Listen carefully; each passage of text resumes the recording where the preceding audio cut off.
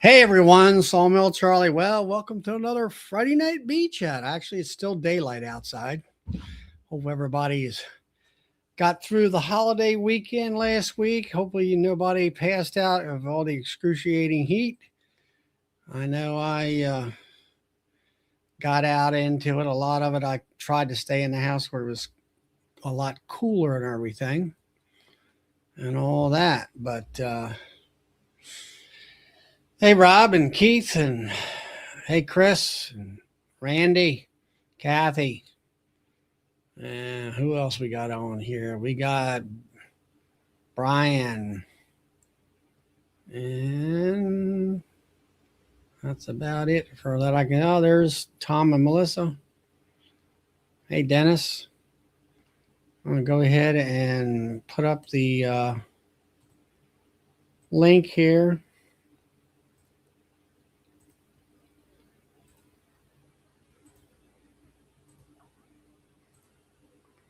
And it's pinned. There's Bill. So anyway, hopefully everybody has been maybe extracting honey. And there's Mr. Bill. And getting somewhat of a crop. And all that. Nothing to write home about here per se. But I did actually I was estimating a month or more ago I would get 500 pounds. And actually, I did get 500 pounds. Oh, so you got some more after you and I talked. Yeah, I've still got, well, the first batch was 22 boxes. And I got a little over 200 pounds, something like that. And then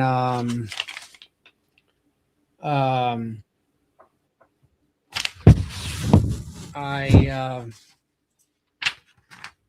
had another 20 boxes out there. So I worked through the holiday weekend and got my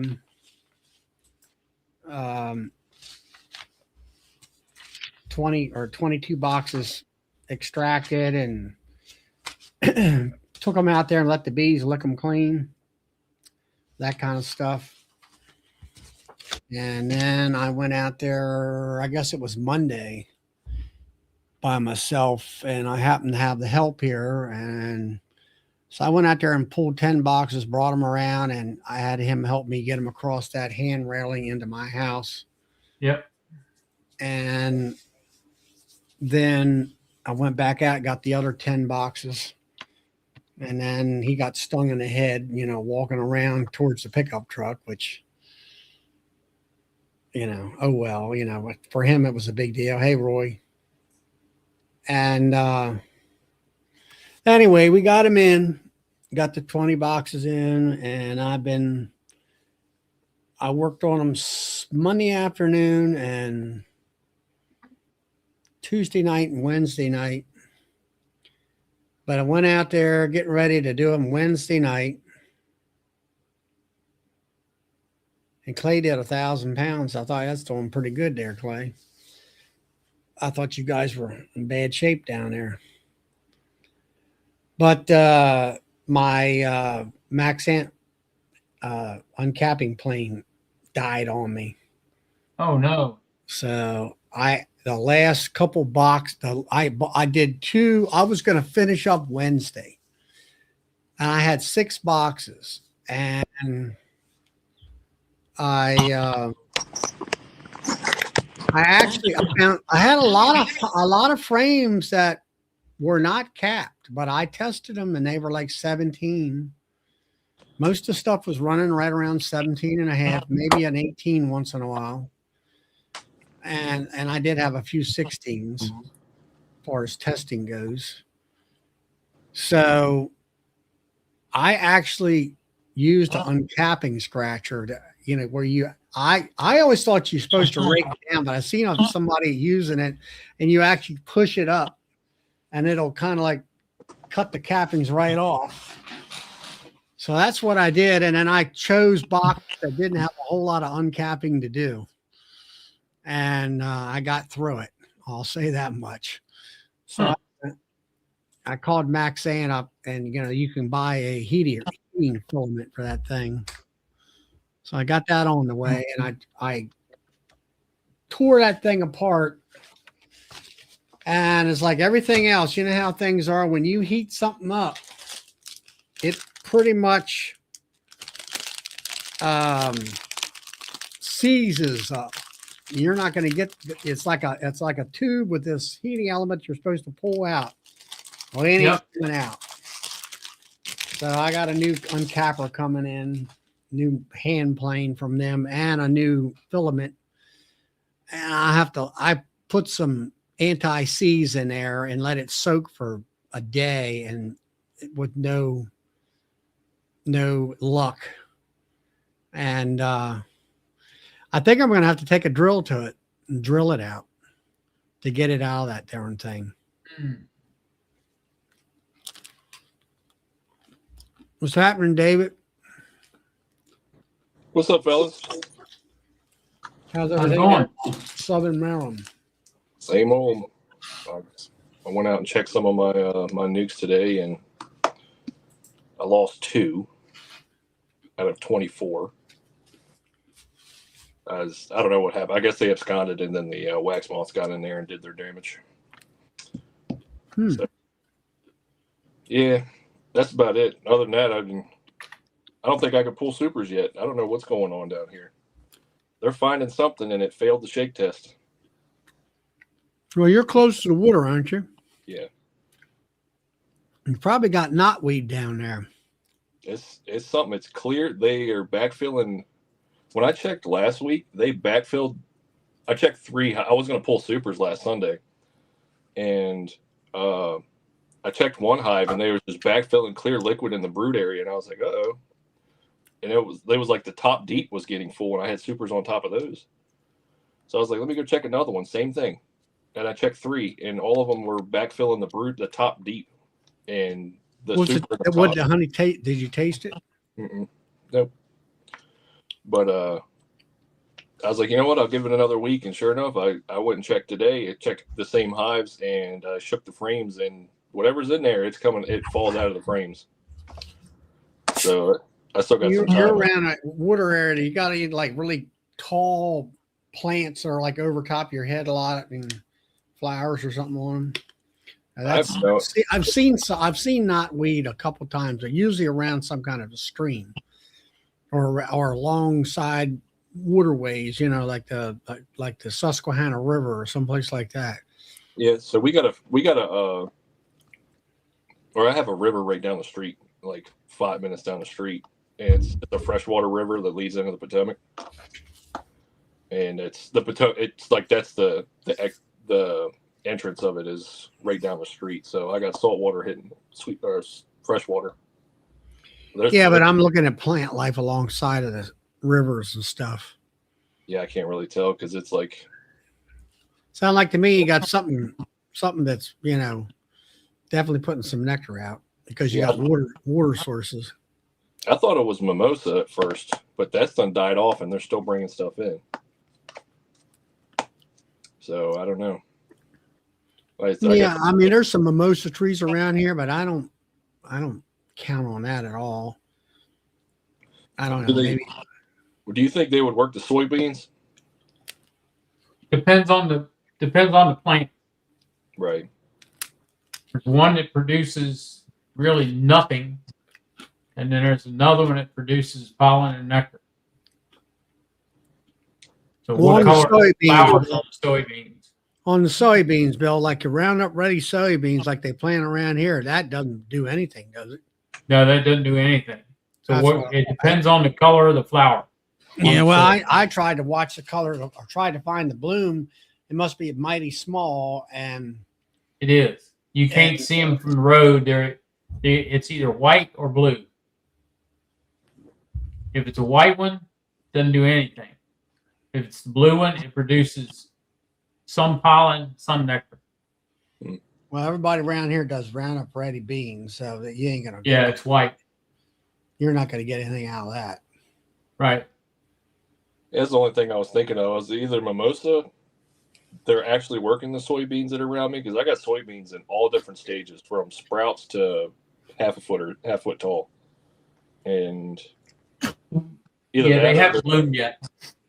right, either that or they're just working all the wildflower. I got Queen Anne's lace, dandelion. Yep.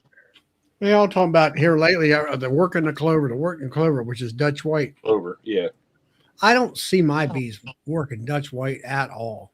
I see bumblebees on it. I see And- mine.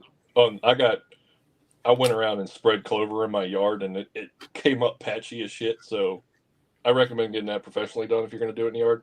But the ones that did pop up, I do see bees from time to time get on there. I have seen bumblebees, but I do see honeybees touching it from time to time. Usually, I think it's mostly in the mornings when there's a little bit of nectar there. Mm-hmm.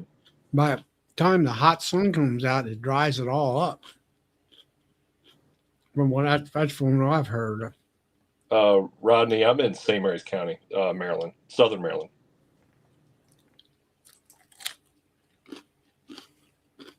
Yeah, I don't know. Like I said, I was going to pull supers last week. I was going to give them a week. I was going to pull supers this week. Can't do it this week either. I don't know where they're getting this nectar from, but I'm just going to have to keep waiting. Well, have you pulled any honey off then? No, because like I said, I went and checked three hives, and not all of them have the honey super completely full, like all the way to the edges, but they're starting to fill the edge ones up. I could go and pull all the center frames out, but I just want to kind of take the whole super at one time. But I don't have a dehydrator. Well, if you got empty frames on the outside, put them in the center and take the full ones in the middle and put them on the outside. Yeah. I mean, I've done that. Like it's drawing comb. It's just they're starting to fill it with that whatever nectar they're finding. Now, Kathy, you say the white sweet clover. Now, is that Dutch white clover? Yeah, that's Dutch clover. I know, Kathy, you're up in Maine or someplace. Connecticut. Hey, Kevin. Long time no see.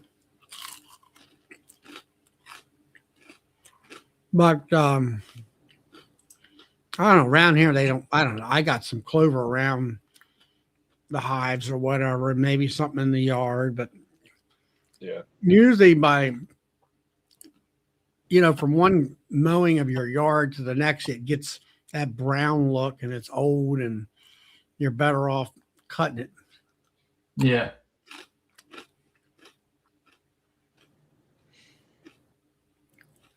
Kathy says it's not Dutch clover. Something different. It's 4 foot tall. is that the yellow clover? Is it yellow? Sweet clover? I think that clover gets that tall. Yeah, it looks like buttercup almost. Yeah.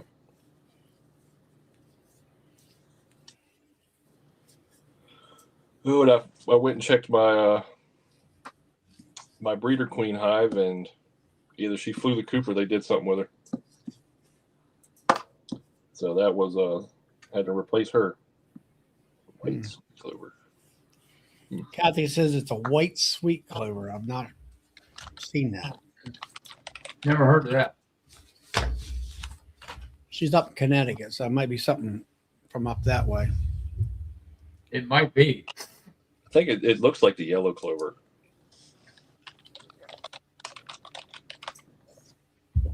Just white. Yeah, it looks like yellow clover. It's just white.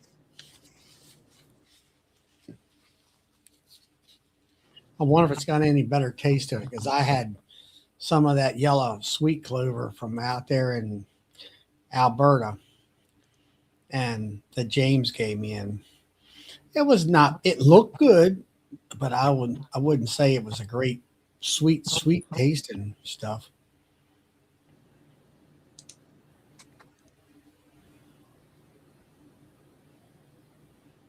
Hey, Michael.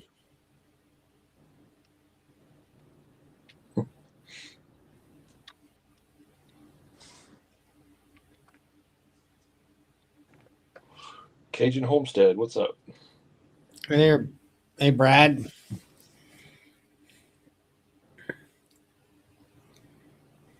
But yeah, like I went and looked. The man, I'm tired. I was out in the bee yard all day today. I'm just like my brain is just gone. Uh, the breeder queen hive I got. She's in a double deep, but she's got two mediums and a deep super on top. And I hated having to get to the bottom of that one. All of them are full. Well, for me, I got everything pulled off. I got right back out there. Let's see, what was it? I pulled 20 boxes off. That was on a Friday, which was the 3rd of July. And when we got in the last load on the pickup truck, the pickup said it was 111 degrees. I don't know whether that was in the cab or whether that was, just whatever. But I got out there the next morning about 6 in the morning on 4th of July when it was about 80 degrees instead of cooking, yet. And I dropped that third medium back on, for the brood chamber. And then I gave them all a quart jar of some Pro Sweet. And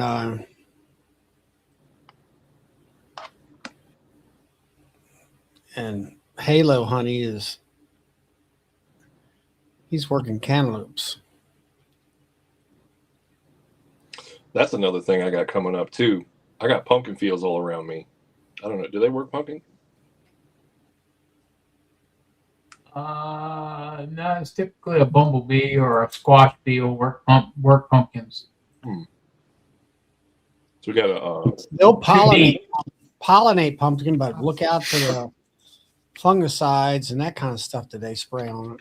Yeah, it's. I got the corn maze around here, and they got a bunch of acres of pumpkins that they grow in the back, or just out in the middle of nowhere, that they use to restock their pumpkin field for the kids.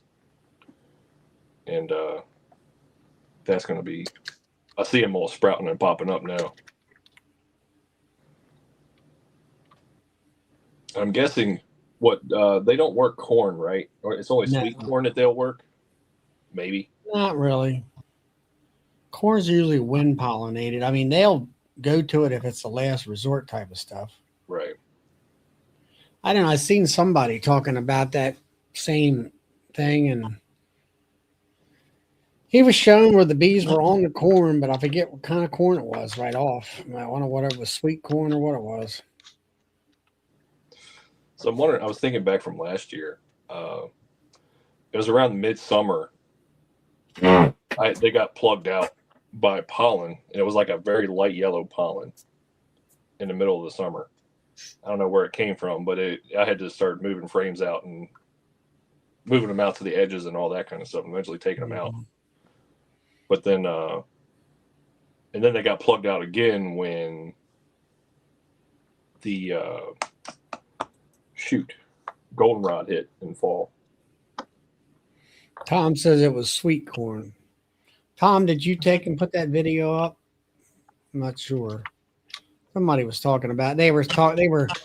I won't say debunking, but they were like, everybody says they don't do corn, but here's the bees on the corn. So, Yeah, they will collect pollen from corn. It doesn't do any good because corn's self-pollinating, but they do collect pollen off of it. Right. But I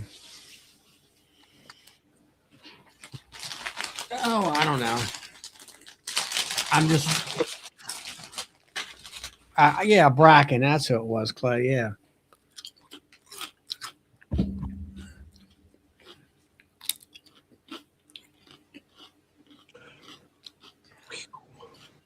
But anyway, I don't know. I'm ready to slow things down a little bit. I'll put it to you that way. Hey, Hanley. Hey, Todd. Yeah, I set my goal for my goal. This was, I don't know if I'm going to hit it or not, but I was like, I hope that I get like at least 400 pounds out of all my hives this year. I don't know. I might be close. Okay, Todd, I'll be looking for it.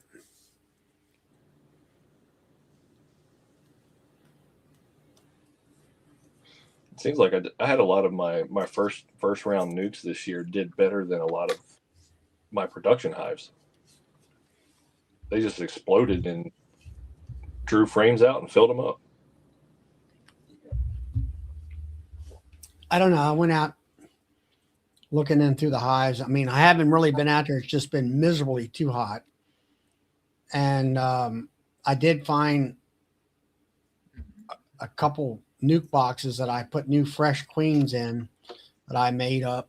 And I don't know, they were laying and everything. And then they got rid of the queens and they're going to make their own. You know, it's like, you know, here you got a cell that, you know, hatched and started the whole process, and they still didn't like them for some reason. Like, that's goofy. Yeah, I checked one of my other hives, my second round of nukes. I checked one of those because I haven't been in them in like a month and a half, 2 months. And I pulled a frame up and I saw a queen cell getting started, or a queen cup. I mean, it was charged, and I was like, all right, well, what's going on here? I was finding eggs. There was eggs everywhere. And it's not like they haven't even filled 2 deeps up yet. I mean, there's a bunch of bees in their box, but they haven't drawn out 2 deeps worth of like comb.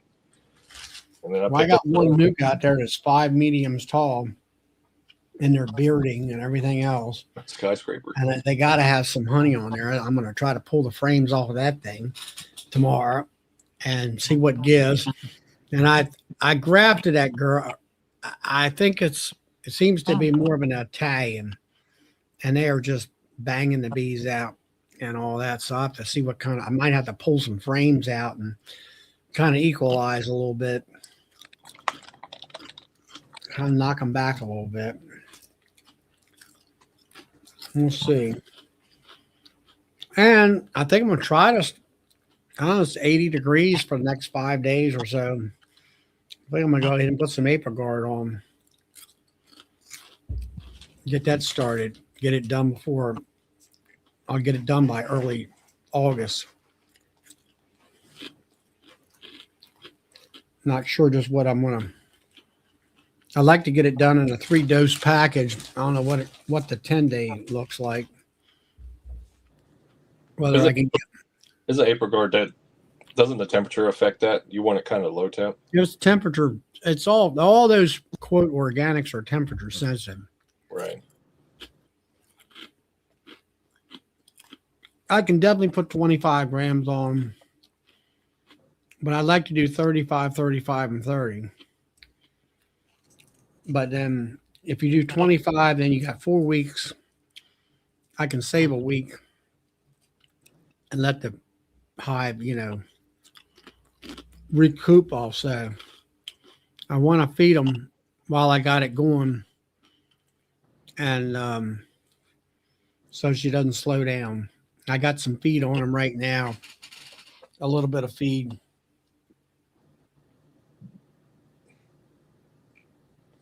Yeah, I'm thinking about going to that place you told me a couple weeks ago. All right, Kevin.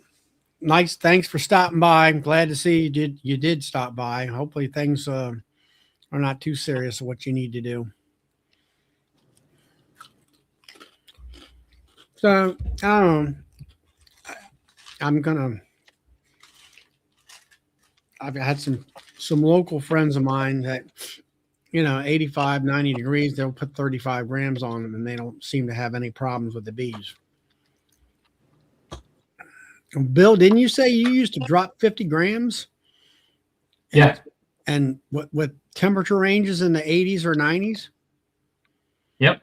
You didn't have any, the bees, no adverse effects or anything? None. Well, like I say, last year was my first time using it, and I was really cautious also. I think I'm just gonna, as long as it ain't, if it's 95 or higher, no, I'm not gonna do anything. But if it's 90 or below, I think I'm gonna do the 3 week treatment program. Yeah, once I pull supers, I'm gonna start doing the. I'm gonna pull supers to get that all situated, and then I'm gonna try and equalize everybody, see what all the hives look like.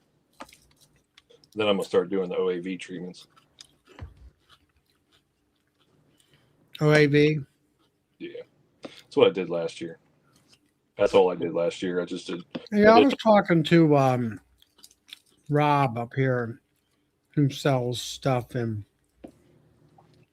he was saying there was a lot of folks where they're just doing OAV constantly. But I mean, I've been down that road before years and the years past, and it's just so much work involved in it. Yeah, well, I don't have a job, so I could be out there every 4 days. It gives me something to do, and it only takes about half hour, 45 minutes to do all the hives. So I did it where 1 year I started, I'll say in September, did it twice a week all the way up to Halloween, and we lost a bunch of hives.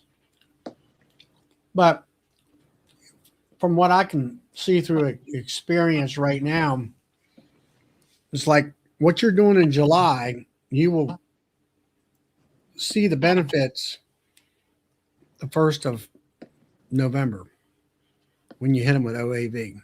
I'll see how clean I am at that time. Right. And then in the middle of all that, I'll be doing formic too in September. And that's more of a brood treatment for me. And that kind of stuff. So yeah, a guy down in Southern Virginia, older guy, he told me what he does. He said he doesn't do anything until the end of the year, or until in mid fall. He'll hit them with OAV for about 3 to 4 times, and then that's all he does. And how many hives do they lose? He said he hasn't lost any in the past 2 or 3 years, but he said he lost one. It was a swarm he caught, a late swarm, and he just put it in a box and see. He said he was going to see what happened with it. He said that was the only one he lost, but he said he knew that one was going to die because it was too small. So that's what I did last year. And I was like, all right, he told me what he did, and that's what I did last year. And then sure enough, I went in with 9.5 hives. I came out with 9.5 hives. So it could have been a multitude of things going on that may have caused them to survive, but that's all I did. I'm going to answer Kathy. I really don't. I mean, I do them occasionally.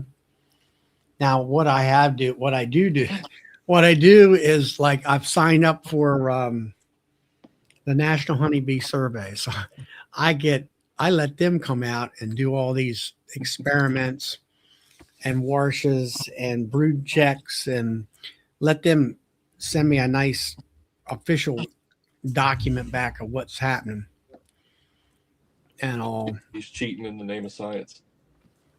Well, let them do it for free, Exactly.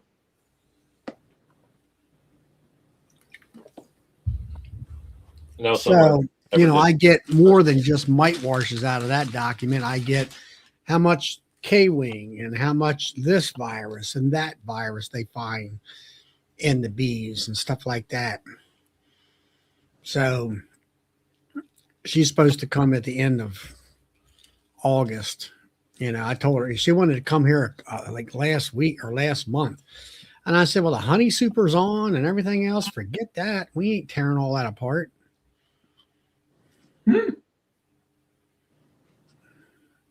So what you're saying is, when I pull my honey supers, I should give them a call or an email.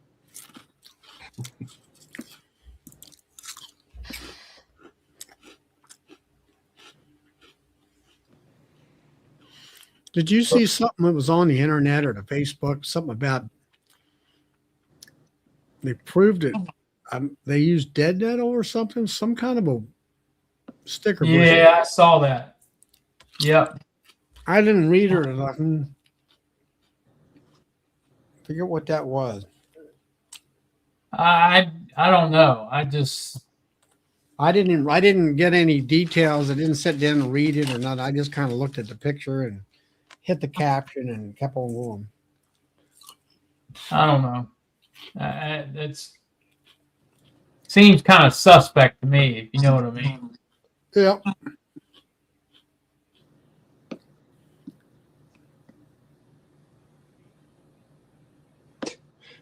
Did you wash your bees or get them drunk? I know I did that last year. I got my bees drunk. I opened that lid. Boy, did alcohol smell come out of that hive. Them girls was hammered. This is a sugar syrup, I guess, fermented in the feeder. Now, Cass, and see, Kathy does it once a month. Had 1 month. Now, Kathy, are you testing every 100% of your hives, I guess? Had one bite throughout 28 hives. That's great. A lot of them just do a percentage.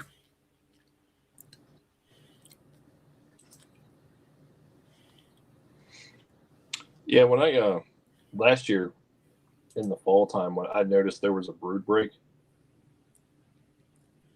28 hives every month. Hmm. Now that's a lot of work. Yeah. Yeah, I caught them when they had a brood break. I thought one of my bees was, or one of my hives was doing bad, like the queen was failing, and then I was like, oh man, there's no eggs, there's nothing, and so I went ahead and OAV'd them, and then come to find out, I went and checked all the other hives. All of them did that. So all of them went through a natural brood break, and I was like, all right, cool, bam, I hit them all. I was like, I'm guessing that's what killed a lot of the mites if I had any. Hey, Amber. Hey, Sandy. Was that in the summertime, right? Like now? Mm-mm. That was mid-fall.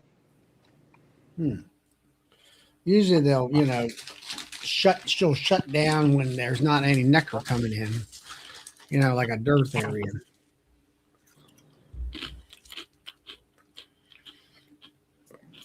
Brian's got peach cream honey, some are, as well as our 26 comb honey. I've seen the videos of that.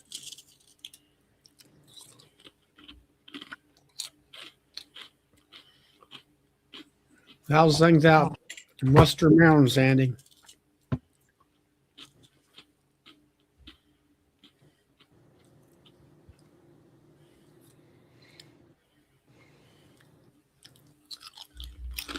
But all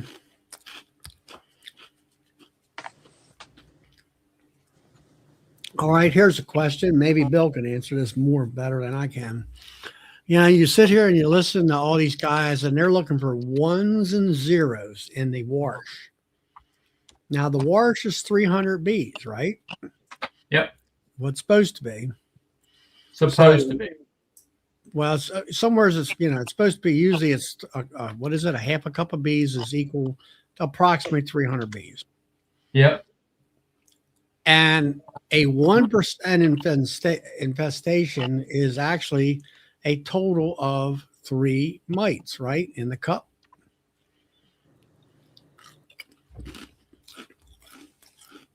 So, yeah, 3 mites. So that'd be 1% infestation.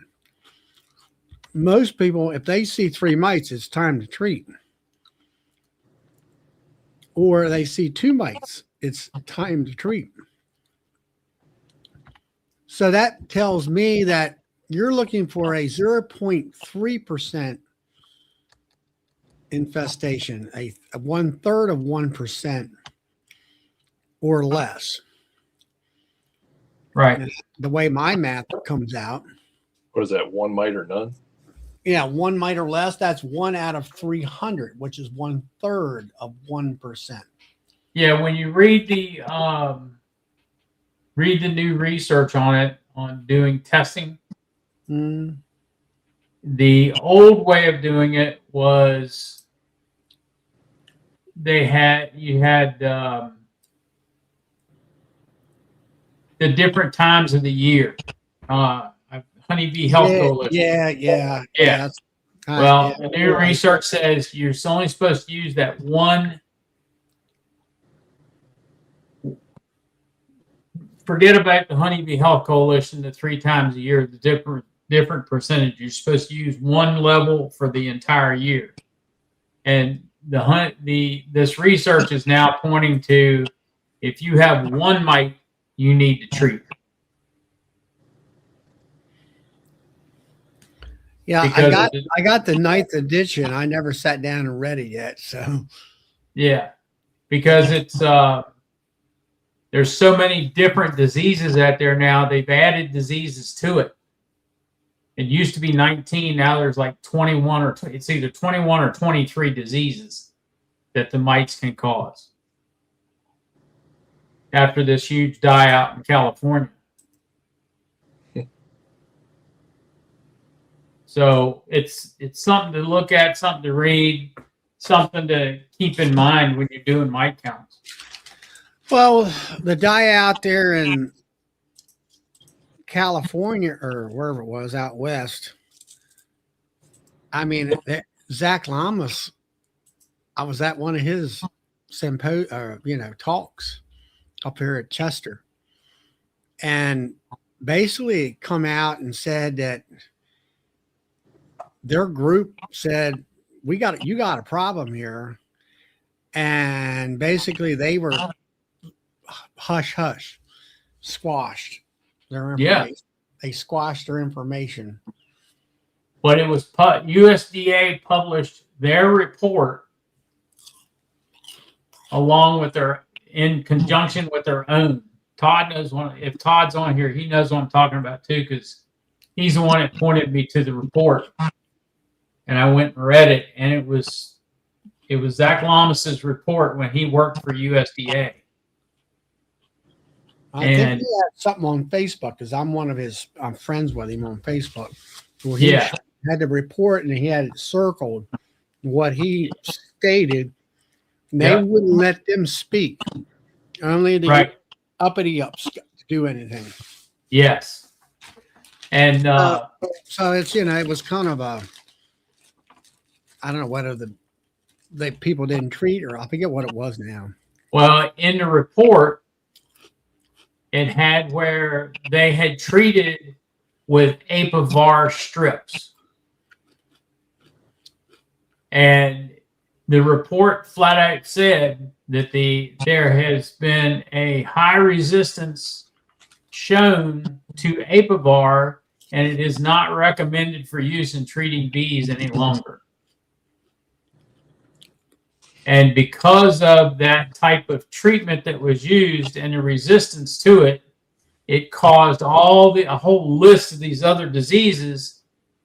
And 3 of them were above 70% in the bees that they sampled. What they found, 2 of them were related to the mites, and the third one was Nosema cerana. Yeah, because you said that way before it ever come out. Before it ever came out, because the symptoms they were describing. Nosema kind of cycles itself ever so often. Yeah, well, the symptoms they were describing were the exact symptoms of Nosema cerana.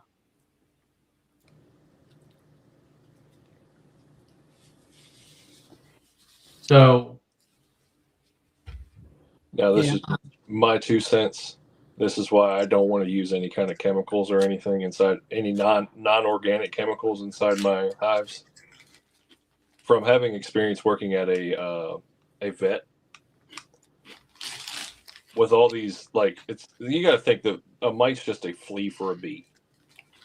Working at a vet, you're giving all these dogs and cats flea medicine, and the fleas get immune to it, and they become super fleas. Same thing with the mites. The mites get immune to it, they become super fleas, and then those chemicals cause the mites to produce different diseases, mutate different diseases, and all that kind of stuff. So, right. That's why I am complete Now, this is not me laying the law, but I am. If I could be treatment free, I would do it. I think everybody. I would. I don't want to. I don't want a single chemical coming near my.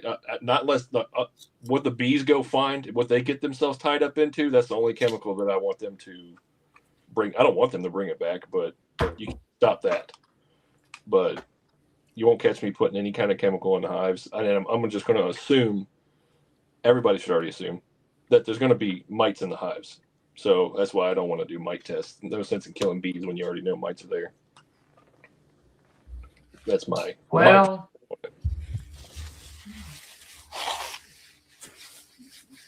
that's kind of where I find it.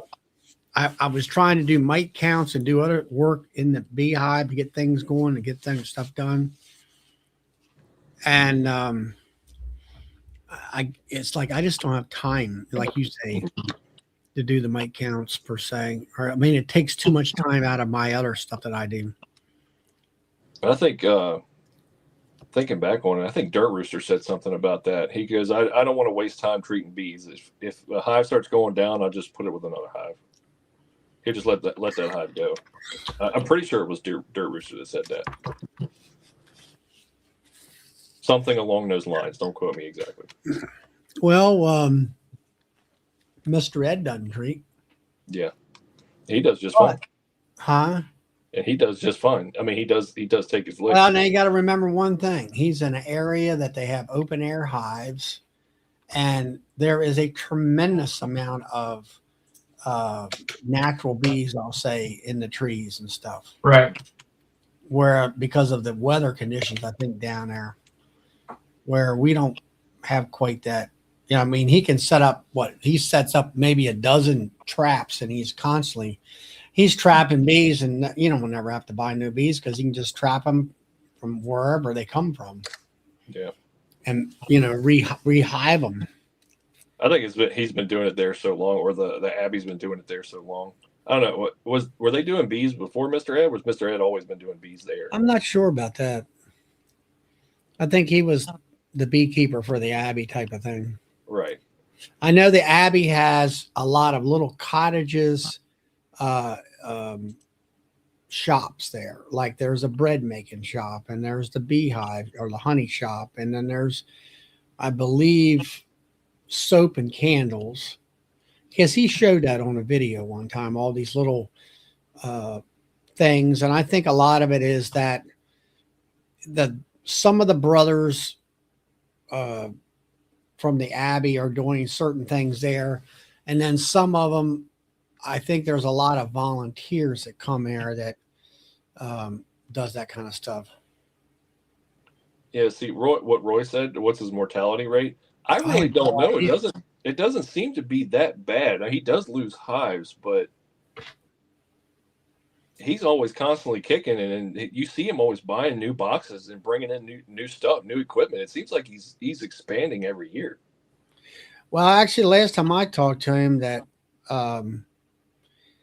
he had gotten up to, I forget how many hives it was, and they were bringing 3,000 or 4,000 pounds of honey in, or something of that nature. And he said, I just can't, he went to the church and said, I just can't keep up with all that amount of work. I think he backed it down to, let's say, instead of 300 hives, 150 hives. Right. Then he has hinted or showed that he does sell bees to other people too. So if he gets more than he can handle, I've seen that he sells them to other people.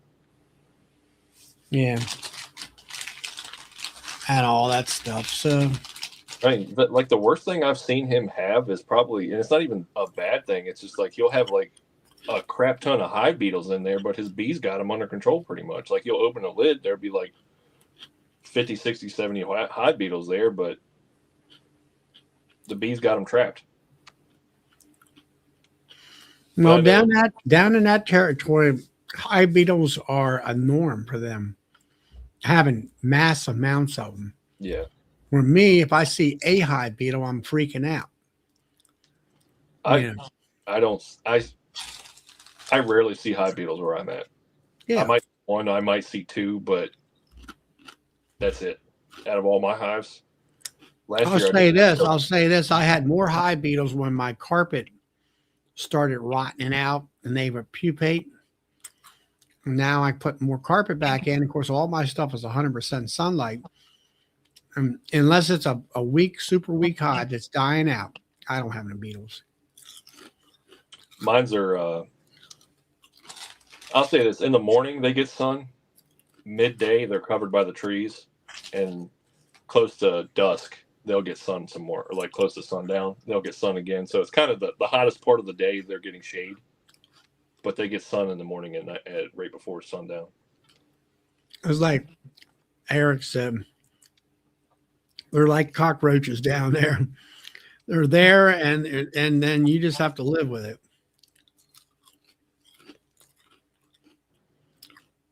Like Brian said, Saw a hive beetle once. Was that the last time you seen that particular hive beetle?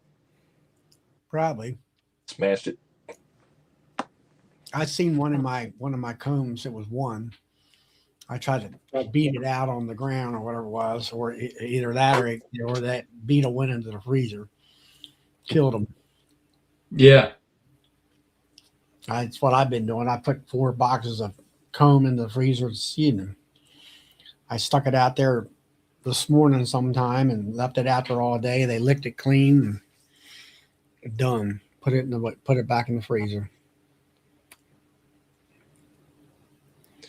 He doesn't brag about his bee losses. I think it's higher than I would like beekeeping, splitting, and catching swarm. I think it's higher than I would like, but he keeps splitting and catching swarm. Yeah. I mean, whatever hives he's got, he splits them in half, and then that's what he makes honey off of. It just seems like he's just got a constant flow of bees. Did you ever notice down there though that he actually has covers for his bees? I think it's because the sun is so hot down there. I think it's that and rain, I guess. what covers like as in like built Like roofs, has roofs over top of them. He has it for some. I've seen some where they're out on the edges of fields. But I have seen some, like he's got the ones at the Abbey, and then there's the ones he's got one spot that's like an awning out in the middle of a field. Mm. So you do anything with your bees right now? I mean, I know you extracted, Bill. Yeah, we're still putting bees on pallets.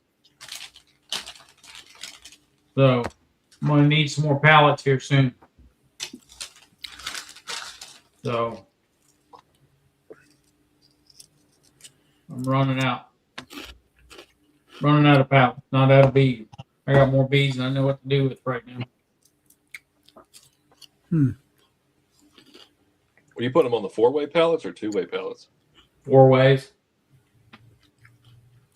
Are you switching them So, on? What you got in the background?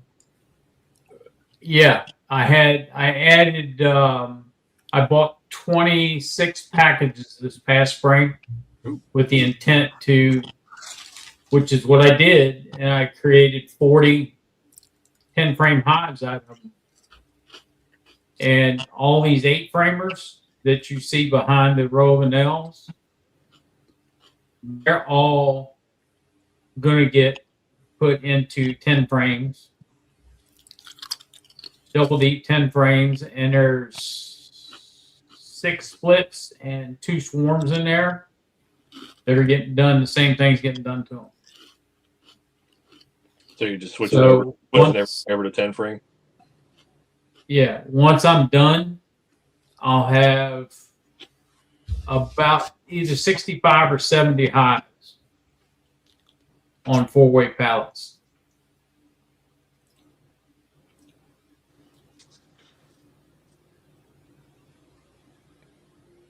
And they'll be going south for the winter. Don't trust them up here? I just don't, I want to overwinter them down south before they go out on pollination.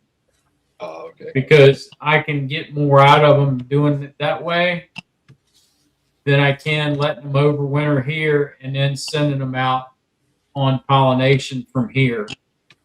Because the winter it just doesn't work. Doing Takes it too that long way. for them to get Oh, ready. around where you're at, the winter, or even here, they shut down. Where Yeah. you need them like midsummer full blast brood production, so they can go out to California where it's warm in what, January, February, something like that. Yeah, and that's what I'll be getting because of where they're getting sent to, because there's stuff blooming there year round. So did you have to meet a certain number to go for pollination, or or is it like a percentage batch that is like, hey, you're bringing X amount of hives, so I'll be filling out a tractor trailer is what I'll be doing. right. So you got one whole tractor trailer to yourself, essentially. No, I'm finishing out it. I'm going to finish it out. They'll have 400 hives on a tractor trailer, so he'll It's take 438 hives to a tractor trailer, and the way it sits right now, there's just a little over 300 hives on this truck already, and I'll be finishing it out. Oh, okay.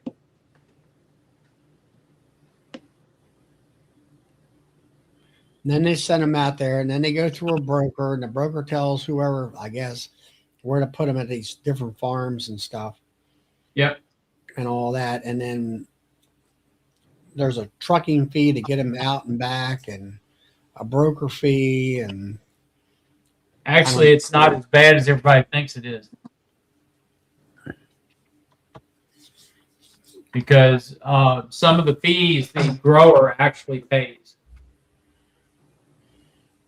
So it's not as bad as everybody thinks. well, it must be quite profitable for the grower to be able to put all that money out for pollination to get whatever, whatever they're, I guess, whatever they're getting paid for almonds. There's a margin somewhere. Yeah.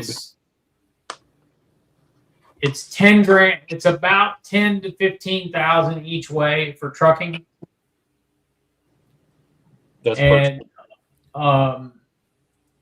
depends on who you get and all that stuff. That's 10 to 15,000 per truck, essentially. Yeah. That's all, like all expenses. That covers all your expenses, and then you have expenses when you get there that you have to pay for. But in the end, when you figure it out, and you always plan on every hive you send making great. Always. That way it gives you an idea as to what at least half of your check is going to be in February.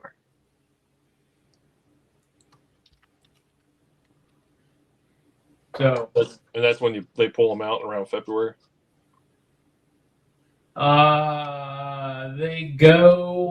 They're in the grading yard in January. They pull them out in March. You have them back by the end of April.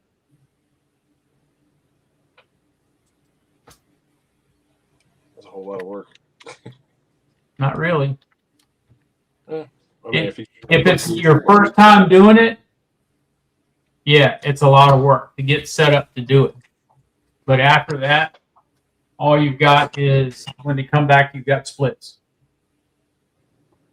And that's it. Right. Bruce down there did it for a couple of years. But he also Yeah. had some friend of his down there that was sending trailers out. Like he say, he was finishing out a trailer.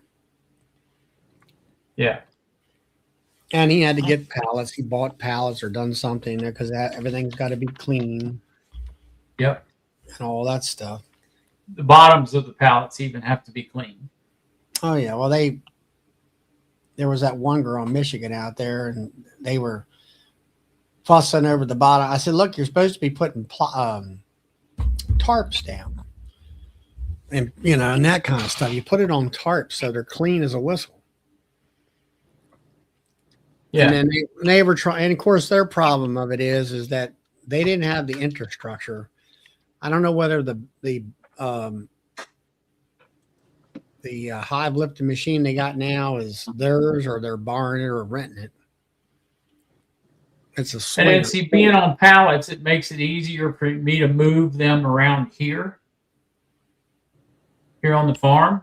I can move them anywhere I want to move them without a lot of problems. I go down there in the evening, or in the late evening when they're all in, pick them up, move them where I want them on the farm, set them down on cinder blocks to keep the pallets clean for now. And when I need them, I go back and get them. So I got to stop talking with my hands. This camera really does listen to my hands. Yeah. It just makes things a lot simpler when you've got them on pallets. Yeah, it's actually less equipment. Yeah, it is. Because you keep them in double deeps. They're basically staying a double deep year round. I was kind of debating doing like a trailer setup. Like I said, if I wanted to do out yards or something, I'm gonna have another yard next year. It's gonna be at my mom's house, and I seen a trailer that Bob Benny posted that one of his friends was selling, and it's got all the perfect welded spots for where a box would sit. You would put the bottom board, and it would sit there, and it's got the little ramps or the walkways in the back, so you can just get up on the trailer or back a truck up to it if you wanted to, if you just wanted to leave it there. And I was like, that's pretty genius. I just don't know where to get some kind of trailer like that. And then I'd have to get somebody to weld all the. What's that? To put bees on it? Yeah. I can hook you on that. Right. Call up Jason Crook. He's got a couple bee trailers, and where you can put, I think, 20 hives on them, and you walk down the middle of it. Yeah, that's what I was going to look for, something that would probably hold like 20 hives. That way I can move them somewhere.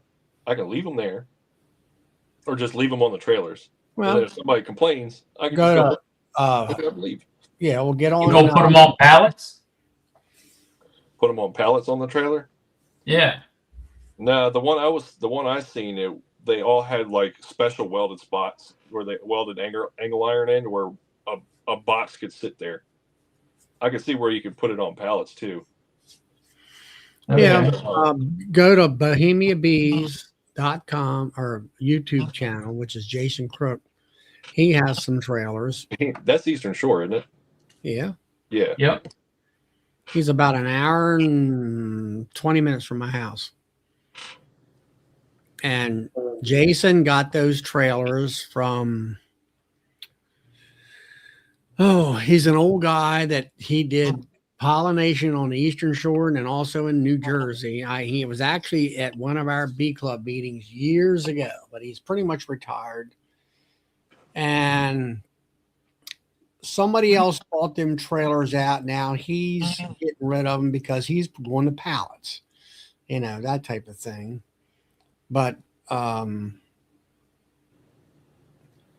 forget what his name was, Elmer or something to start with. It was an odd or a common old name. And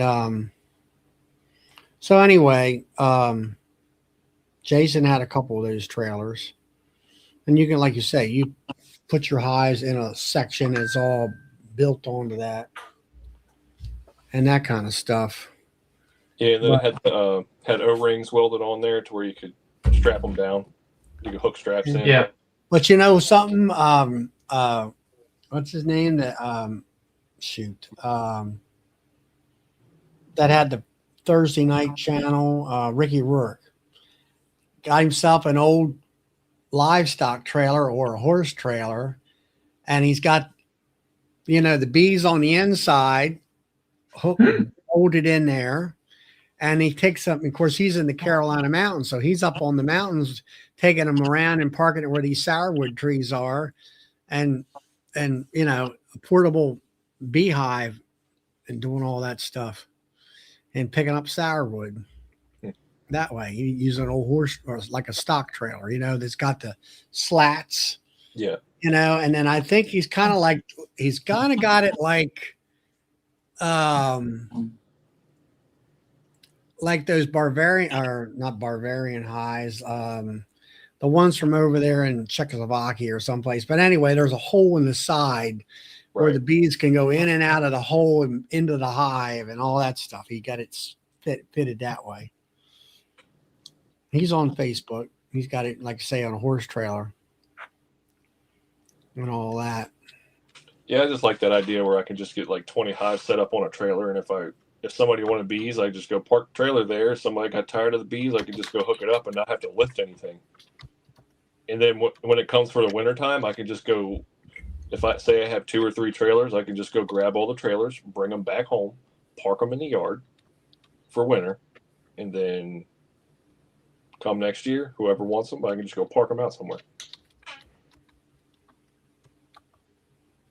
Now that's 2 or 3 trailers. That's a little ambitious, but I'm definitely going to have an out yard next year, and I'm definitely going to be looking into some kind of trailer system next year. I guess. I mean, I had an out yard where, I don't know. I found it to be a nuisance trying to go there, and then you forget something and all that kind of stuff. Put a little tackle box, or get like a toolbox to the front of the trailer. It just get like double or triple or everything, and make sure that it's all each trailer is stocked with its own stuff in the toolbox.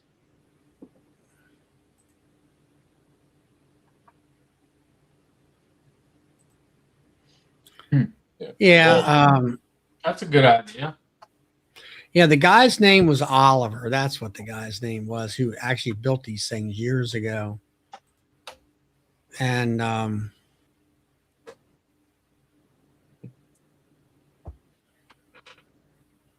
mean, you could do something like that, and then if you've got a lavender farm or something near you that wants pollination, you can go just park that trailer on a lavender farm somewhere. Yeah, that's what I'm trying to think of. What's around here other than corn and soybeans and sometimes sorghum? That's about it. But you see some people that just say, "Hey, I want bees around my yard just to have bees." I'm like, okay. What county are you in? St. Mary's. now, see that YouTube link right there, Dave? That's the video he shows his trailer.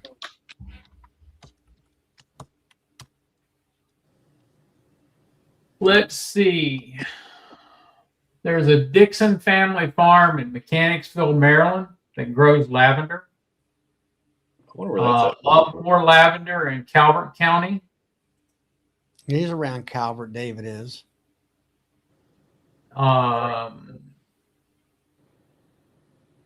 They're 2 of the bigger ones that are up there in that area.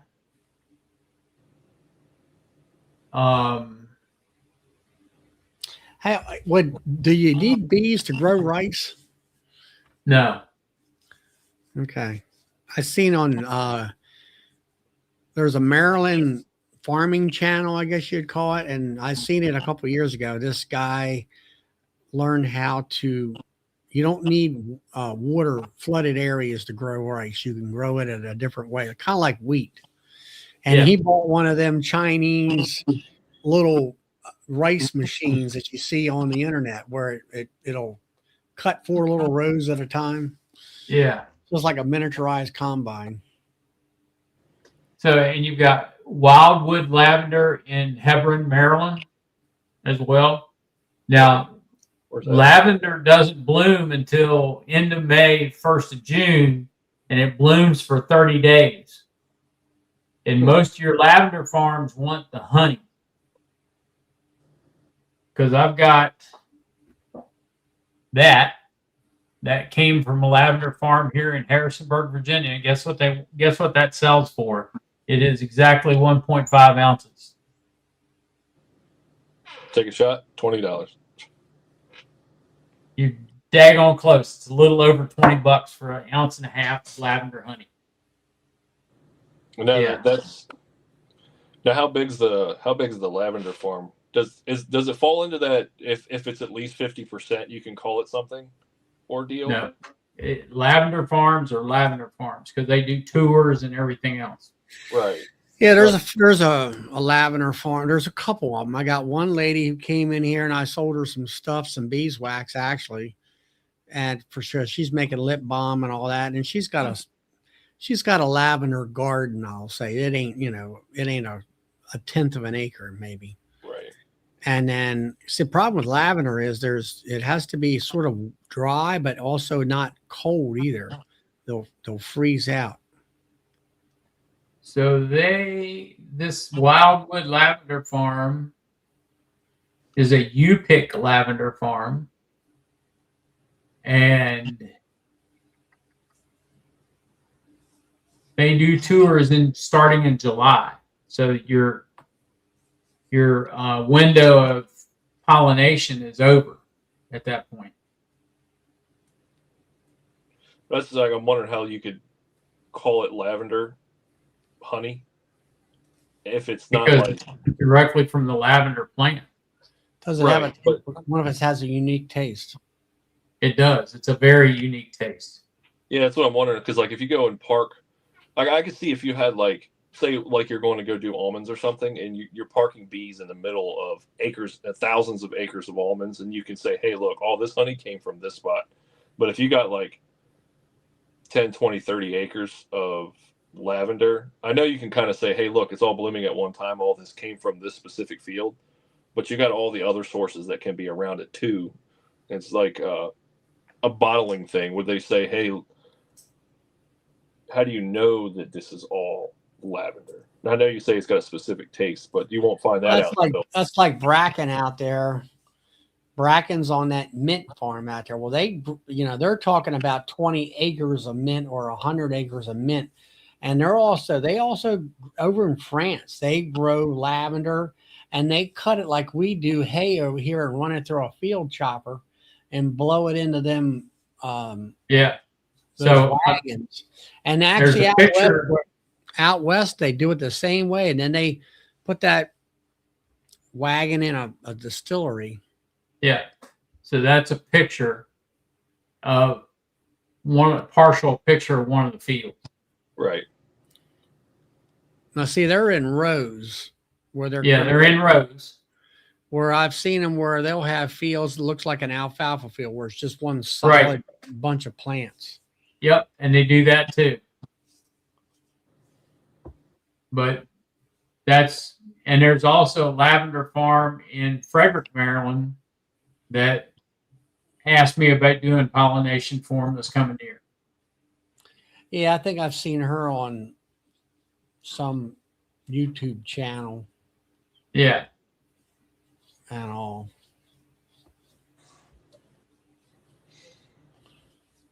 I was just thinking along the lines of somebody come and say, hey, how do you know it's lavender, and give you the whole runaround? Like, oh, you don't know it's lavender because there's other sources they could have got it from. That's where my mind was thinking. Have one random person. It's the typical rate. I don't know, David. I look at it this way. If you parked your trailer there with 20 hives on there and you got a lavender farm, it's like, how do you not dispute it? Right. The typical rate for lavender pollination is between $75 and $150 a hive per season. Yeah. And it's 1 to 2 hives per acre.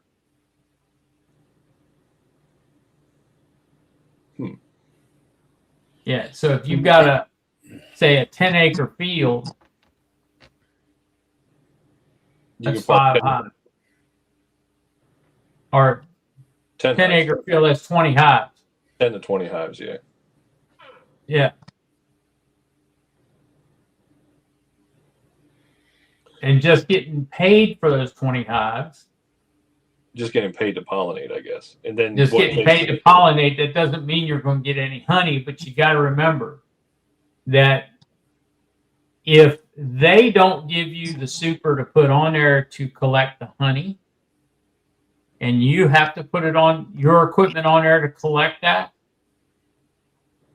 and if they want you to extract it, that's all extra charges. Right. Yeah, I was wondering because you said that they want the honey out of it. That's what they want, is they want that honey. Like they want me to do all the work and then they buy the honey from me, or job. I'm guessing They want you to do, well, they're not really buying the honey from you. What they're doing is they're paying you for the work at that point. Right. Yeah. The honey would be, I guess you might, if they want to sell it, it would be their property, but Yeah, you're getting paid for the pollination and harvesting services and bottling services.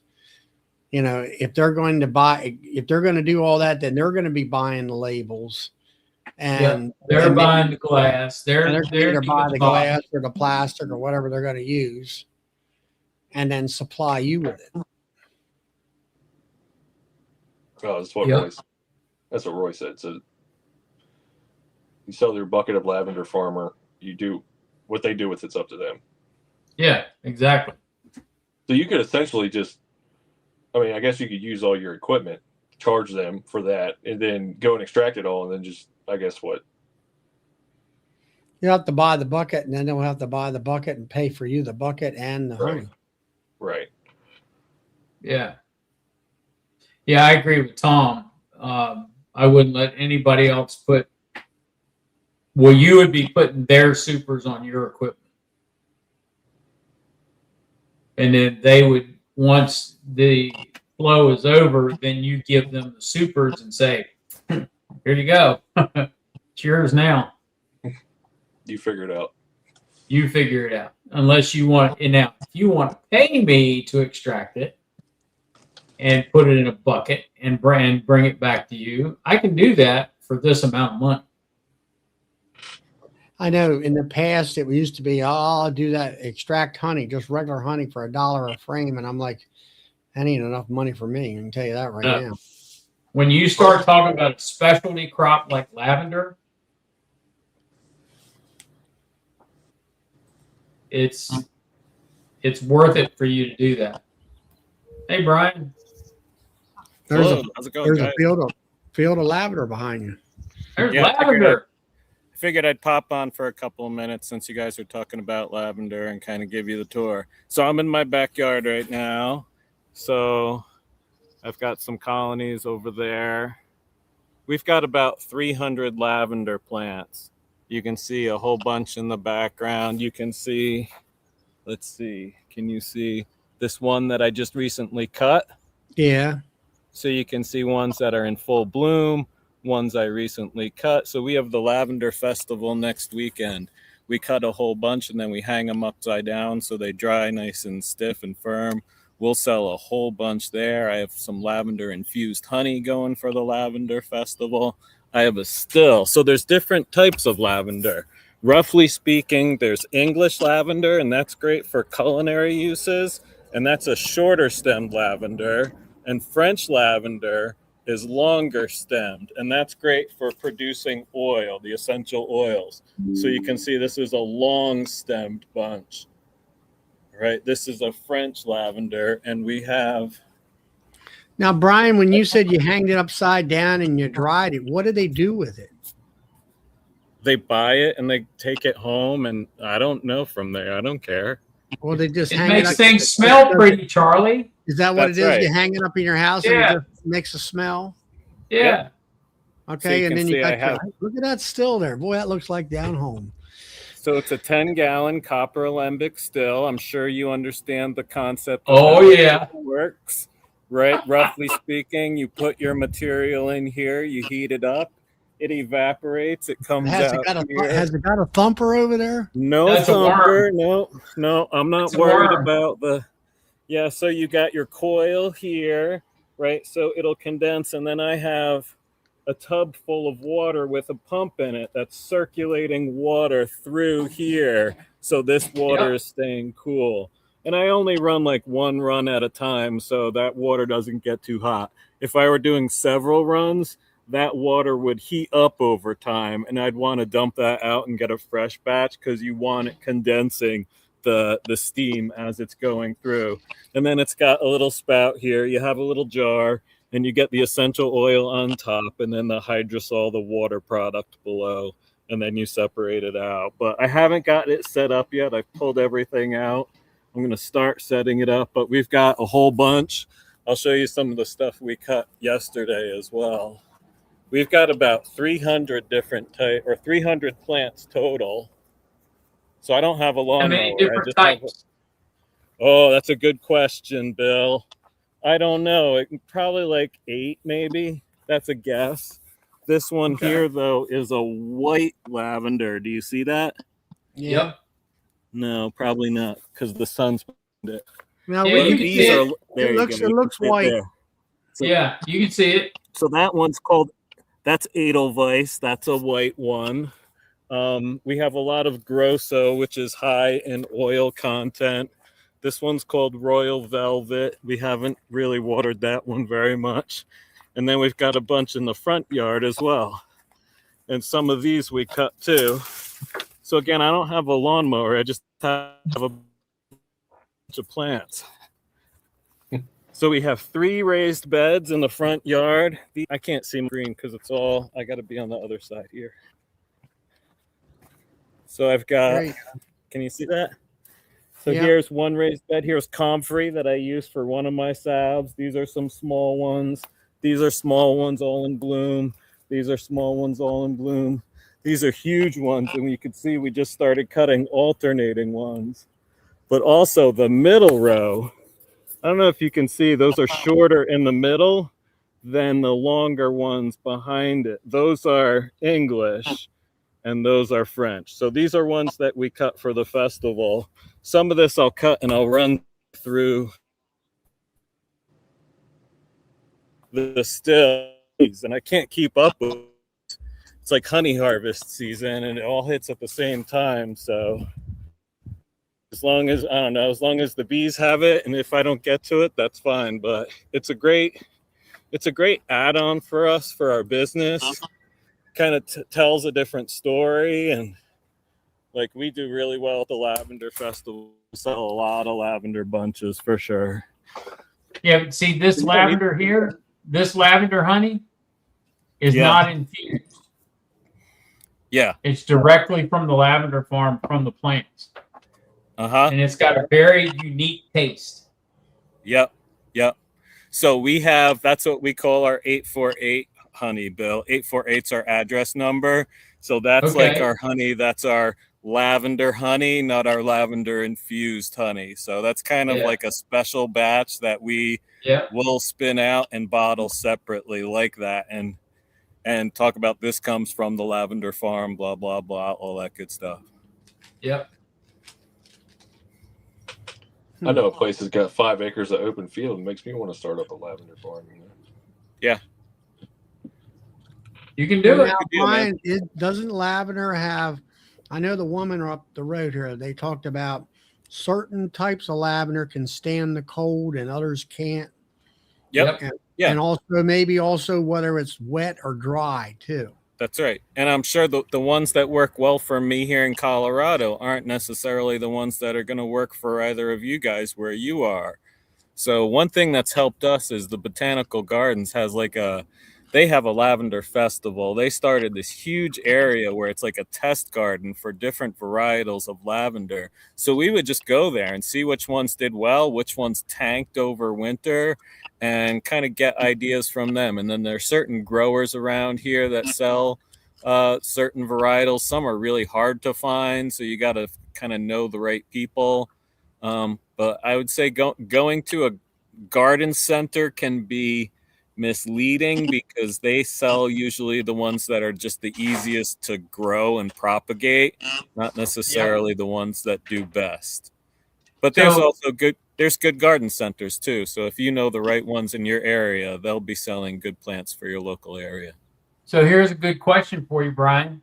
How long did it take you to get the French and the English lavender to that point? Oh, that's a good question. A couple years to full size. I would say Yeah. 3 years to full size. In year 2, they'll produce flower, but it won't be very much. Like those ones in the front, I can grab those in one hand and cut that whole thing, and that's barely a good solid bunch. Whereas the one that's full size, that will give me like 2 bunches, and it'll take like 2 of those plants to fill that 10-gallon still. That's part of why I can't run it all. Like 2 plants, and then I run it, and it takes like 2 Yep. hours to run. 2 more plants, and then I run it. 2 more, it just takes forever. I started actually with a 5-gallon still, and I quickly grew out of that and went to the 10-gallon. So we bring the 5-gallon to the Lavender Festival. We have it out on a table as kind of like a piece that's going to attract the customer over, so we can start talking about lavender honey. We're beekeepers. Yeah, we do a distillation as well, and point to all the products. So it's a good way to pull people in. It's like an observation hive, right, for the lavender Yep. farmer. Yep. Yeah, when she asked me about pollinating lavender for her, I was like, okay, well, I need some education here. So she told me everything she knew about lavender. And they have English and French lavender on the farm. That's all they have. And she was like, well, when we cut them, they cut them down to about that close to the ground. Okay. And then it comes back bigger every year. Yeah. Yep. Okay. And that's part of what you have to do. If you don't cut it back, it's going to get woody and kind of leggy, and then it's going to end up dying. So it benefits from that regular cutback. So I kind of describe it. I don't know if you can see it, but it's almost like a low bowl shape. And I just cut it in that shape to cut the stems, but I'll clean it up in the fall. Some of them will bloom a second time as well with a lighter bloom, but it's nice to clean it up and give it that nice shape in the fall and even in the spring. And just using like little electric loppers is easy to do. And they handle your cold weather really well? The right ones do. The wrong ones don't. Okay. Yeah. And then stuff like there's also a type called Spanish lavender, and that's like if you were to buy that here, that would be an annual. I think it might die the first or second freeze. So I don't know how far south you'd have to go to have that be a more perennial plant, but I imagine at some point it would be. Definitely not for me though. Okay. That's what I was wondering, if it was like some kind of perennial. I didn't know. I don't know anything about the lavender plant itself, but it's like so it keeps growing back. So is it self-propagating itself, or like self-growing itself, or is I it think the same bush that just keeps getting bigger and bigger? I think you propagate it with cuttings. I think some of the English ones produce seeds, but the French ones don't. And then like within each world, there's a whole bunch, like 50 different varietals as well. So to generalize English lavender wouldn't be the same. And then Bill, when you say that they bloom in a certain time, a big lavender farmer probably has so many different varietals. They have some early bloomers, and there's like a sequence of bloom. In general, English bloom earlier than French, but even within the English world, there's going to be a range there too. So if you've got 10 different types of English and 10 different types of French, that's probably going to extend your season for your bloom for your bees, and I think that would be pretty good. I think it's a pretty good nectar source. I always see bees on my flowers. I see lots of bumblebees on them as well. So I think they're just a great plant, and I think in general the herb category of plants are generally healthy for bees. Things like mint, oregano, rosemary, lavender, if they end up having some sort of medicinal value for humans, they tend to be very healthy for bees as well. So I find a lot of herbs in the garden are really helpful. Yeah, the woman that wanted me to do the pollination, she's the one that gave me that pollination window. Okay. end of May to about the 1st of July. She said typically by the end of June it's over. Yeah. And then they start their tours. Gotcha. Yep. So And this that's is actually typical- how that's how we got into it. Like my second year of beekeeping out on the western slope, there's like a miniature lavender industry, and they have a lavender festival out there. So Jen signed us up for it one time, and it's like my second year of beekeeper, and you go on a bus from farm to farm to farm, and there's a barn, and there's like a farmer with a still, and you look around and there's fields of lavender and there's bees all over it. And I'm like, this is perfect for beekeeping. So Yeah. I went home and I bought a still, and I was already taking out my lawn and putting in pollinator plants, but I started putting in lavender. So, I mean, it's worked out really good. It's a great companion to the business, and it's a great plant for me too, because it thrives on neglect. It likes one deep watering a week once it's established. And then it doesn't do well if it's over, like in an irrigated, regular kind of system. It's not going to do well because it wants to dry out regularly.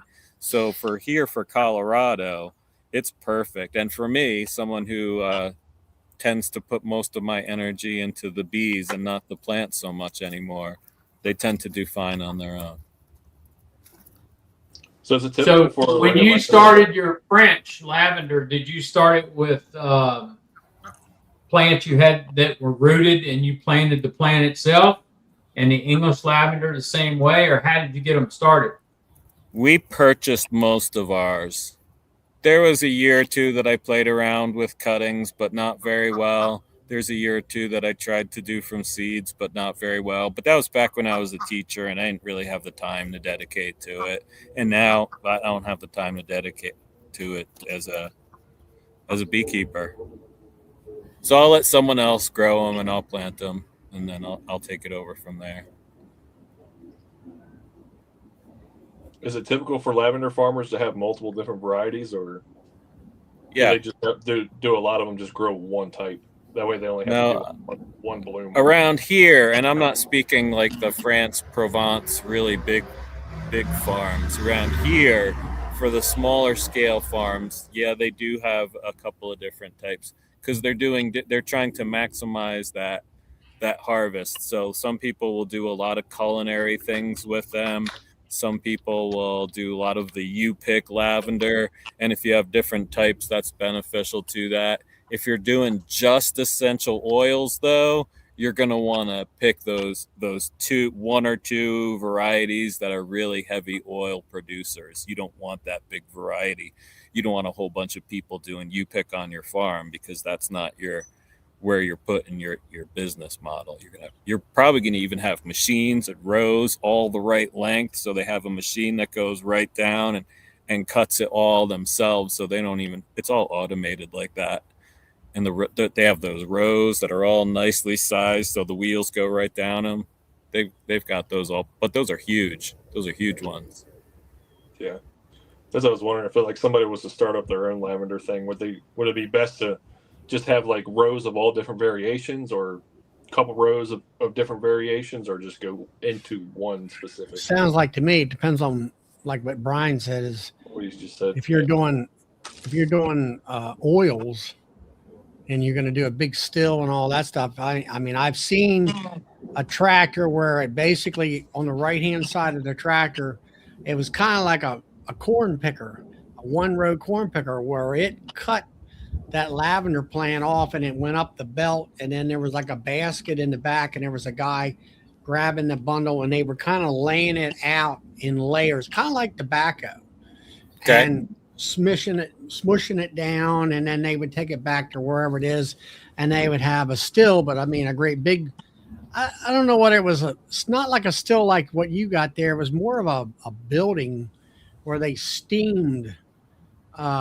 They had boilers and stuff where, they were getting gallons of it. And then I think the lavender oil was mixed with the water, and they had some kind of way of separating it and everything. It'll be interesting to see Bracken's experience on the mint farm, because I imagine they do all the distillation there, and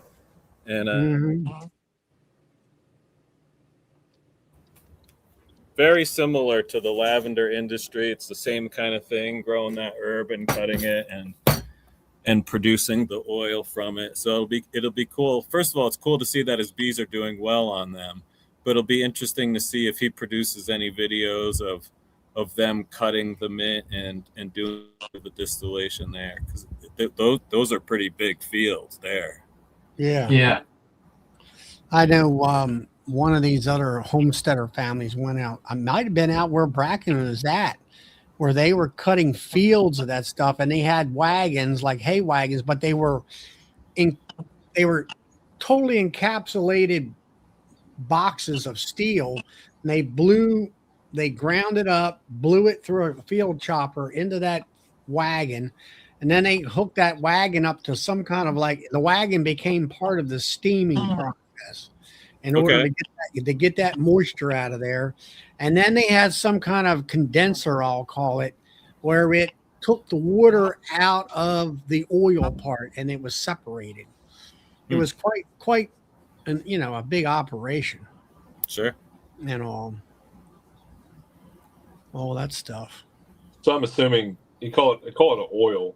Wouldn't they be separate in the water, or is it kind of mixed? It's just called essential oil. I don't know. No, it sits right on top, and then I have a separatory funnel. So with the little valve on the bottom, it's like a big funnel that gets smaller and smaller. So I can just kind of, with the valve, open up and have the water pour off, and then stop it, and then put the oil. Literally sits right on top of that water. Right. Yep. But you get so little. You get maybe 1%. 1% of that is oil, and 99% is that water. So, but most of the oil comes off in, I'd say, like the first half an hour, and you can keep running it for that water-based product, and that's called a hydrosol. So if you've ever heard of rose water, that's a hydrosol. When you run the distillation of the rose petals, you'll get the essential oil of the rose petals, but you also get a water-based product that has a lot of the same constituents of the plant, but it's milder. It's not going to stain your clothing. It's water-based, not oil-based. And nobody knows what hydrosols are. And we sell them, and we sell maybe 1 or 2 at the market, but we'll sell a bunch at the Lavender Festival, because we'll have all our hydrosols right around the still. And all those people who go to those events and they pay a ticketed entry price to go to those types of experiences are going to spend money on that type of thing. So that's where we'll do really well with the hydrosols. But most of the time we do almost none, because nobody knows what it is.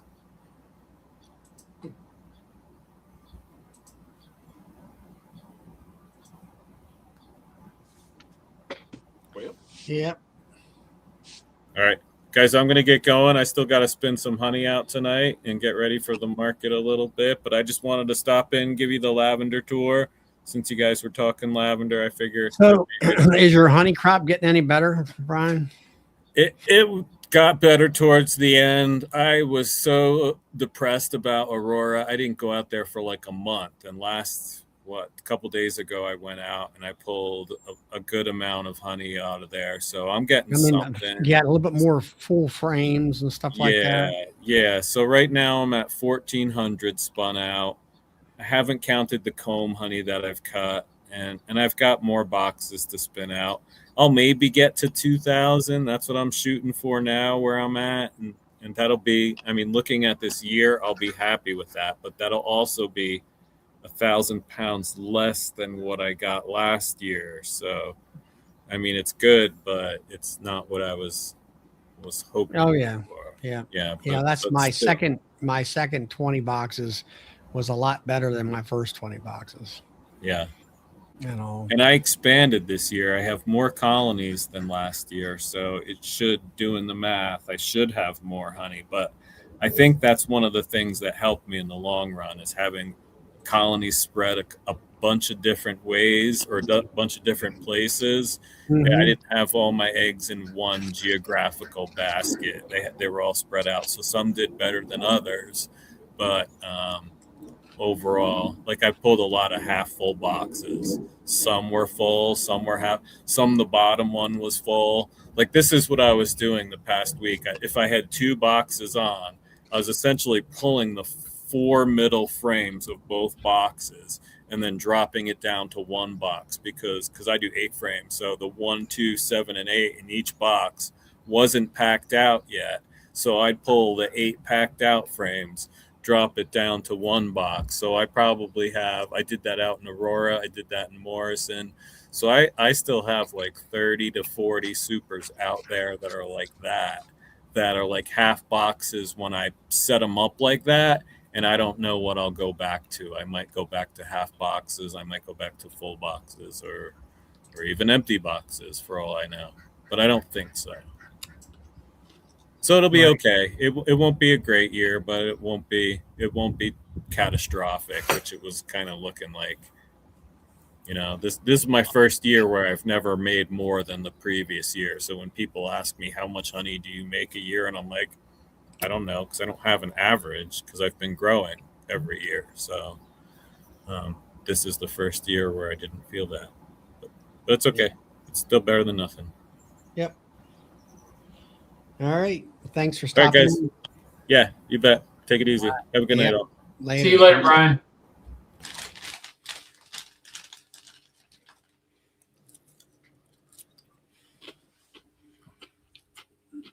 Learn something new. Well, there you go, Dave. New project for you. Great. Just trying to get Start Going long- around all that you need to That do. is Now a you need to long-term start- project. Yeah. Now you need to start visiting farms. Yeah. Now just getting my head wrapped around bees a little bit, and now it's just like let's just go dump my brain into something else.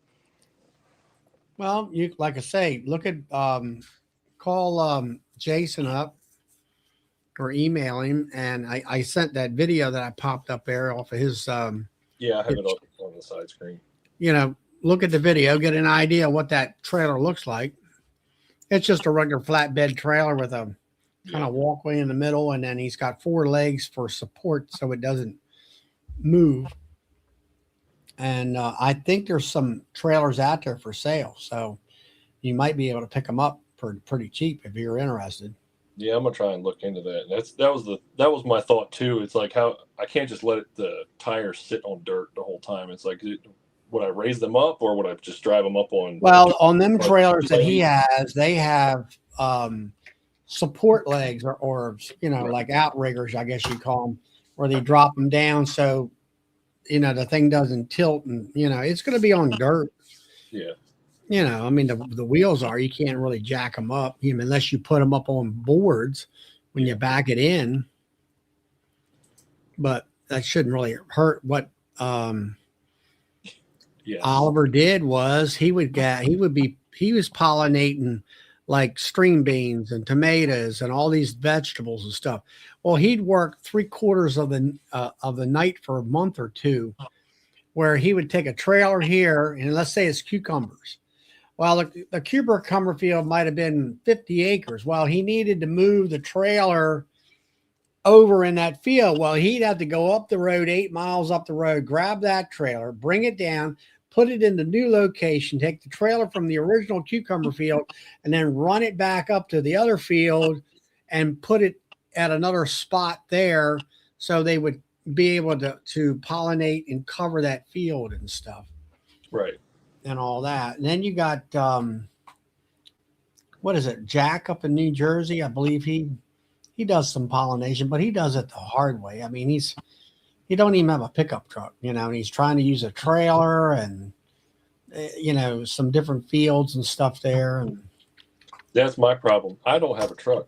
I want to get one, but trucks are so goddamn expensive, and I kind of want one that's halfway reliable, but I'm never buying a new truck again or a new vehicle again. I bought my car, paid it off. I just think new vehicles are a scam. well, you're gonna have to have at least like a 3/4 ton truck. Yeah, I know. Now, for me, I don't know. I got to the point where every time I turned around, I needed a pickup truck to haul this, haul that. So I went around and bought one, you know, years ago. At first, I was looking at trying to get like a little Ford Ranger or something, but then I'm like, That ain't worth even having. it ain't gonna be big enough. I just like I would buy that, then I would have to buy something new that's bigger. Yeah.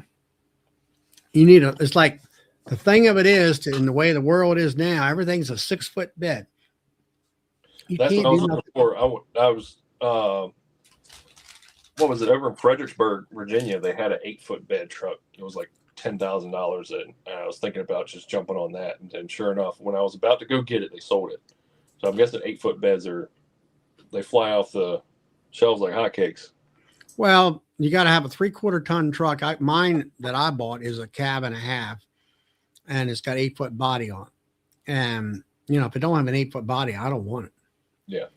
And if you buy a 150 and you wanted a 4-door cab, like everybody wants a 4-door pickup truck to make is like a car, and I'm like, well, then you only get a 6-foot bed. There is no option. And you got to get up in the heavier. Well, when you're pulling trailers and stuff like that, you want 3/4 ton. Yeah. Or bigger. Ton, 3/4 ton. All that stuff. But depends on whether you want to scale up and do all that. And definitely, if I want to scale up, it's definitely going to be with trailers, because like just thinking about it, that just seems like there's a lot less work, a lot less lifting. I would say you lift it all on a trailer and all that, or off the trailer, but moving them is so simple at that point. Well, it's like, let me see if I can find Ricky's thing.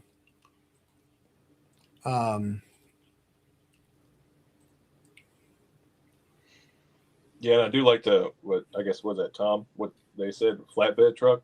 I do like the idea. I've spun that in my head about looking for a flatbed truck too.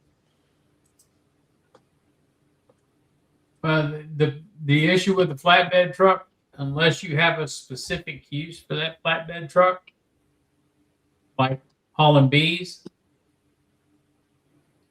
then I mean Tom likes it because likes the flatbeds because he uses the flatbed for his business.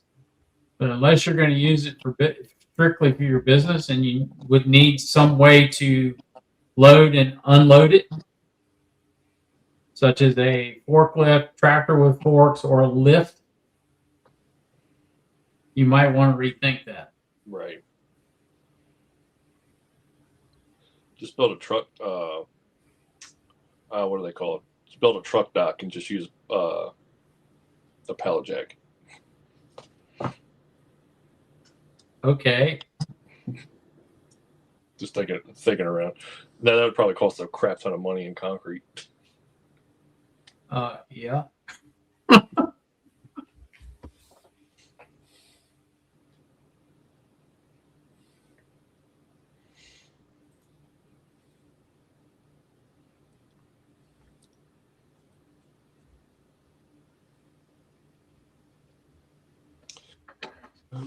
Yeah, I agree with Tom there. They're great for loading and unloading as long as you have a machine and your employees. If you had employees, can't tear them up that easily, but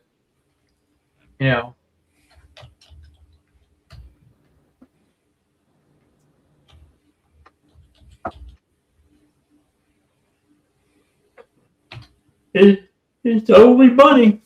Yeah, I've been seeing a lot of those. What are those Chinese trucks? I think they're Chinese trucks. Whatever, them little teeny things. They got that little. Oh, the little Japanese trucks. Or Japanese trucks. I've been seeing those everywhere around here lately. Not everywhere. I've just been seeing a couple of. I've never seen them before. Now, they're expensive. I guess what the import fees on them is what makes them cost so much. Well, there's dealers for them in the United States, but Japan can't sell them in the You can't get them in the United States till they're a certain age, and most of it, I think it's 5 or 6 years old before you can get them over here. And they're great, but you got to check with your DMV to see if they'll let you put it on the road. Well, they're around me. I got probably 3 around me, 3 different ones because they're all different colors. But yeah, I saw them. Those things look. I'm too big for one of them. I'm 6'3". I would just be all hunched up in that thing. Yep, you would be.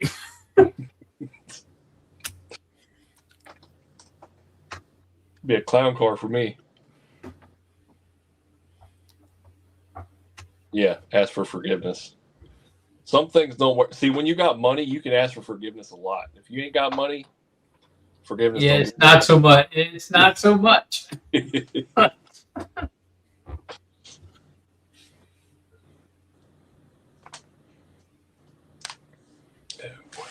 All right, guys. Well, I'm gonna get off here. I'm halfway nodding off. But it was a long day in the bee yard today, and it was hot and humid. That's the worst. Yeah, I tried to find that. Like I say, he had a horse trailer or something like that, and he had holes cut in the side for the entrances. And you could do that too, but open flatbed like Jason's got, I think it's a little bit more user friendly. I'll say. Yeah. I said what got me on that is the Bob Benny. He posted the one his friend had for sale that he was selling on his property. I want to go back. I want to figure out what video that was. Yeah, it was made for that same thing, but the one that, like I say, that one that it's close to home. You know, you if there's ones available, it'd be close to you where you live. Right. Just Yeah, I was going to see the concept. Like, say, if I bought another one and I just needed to have some odds and ends added to it.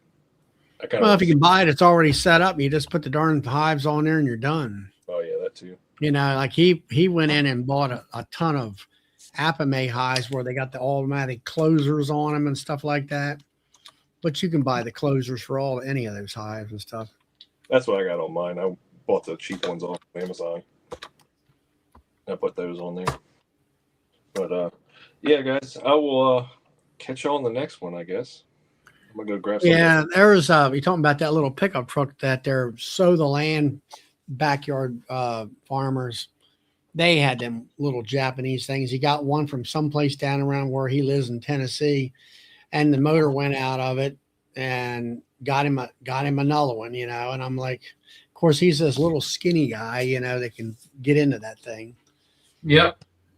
You know, it's like, and he's trying to use it for, you know, some of the things that they used it for and how they used it for. It's like, and then you got to remember, a lot of times it's not the steering wheel's on the right hand side instead of the left hand side of the vehicle and all that kind of crazy stuff too. So I wouldn't recommend them dumb things. I mean, they're made for the average Asian height. With it's like what 5'5", 5'6" over there. I guess. Yeah. And they're made for that small, compact environment that they have over there. Yeah. You know, it's like Ian when Stepler was talking about his guy's son. Yeah, I got my tractor license. He said, "What do you mean a license?" He said, "You got to have a driver's license to drive a tractor over there in France or England or some darn place." And all that. Hey, Ian. Yep. And, you know, because of the confine, you know, very constrained area. So. Yep. All right, guys. Well, I'll catch y'all later. Chat. I'll see you All all. right. Later. Have a good one. Yeah.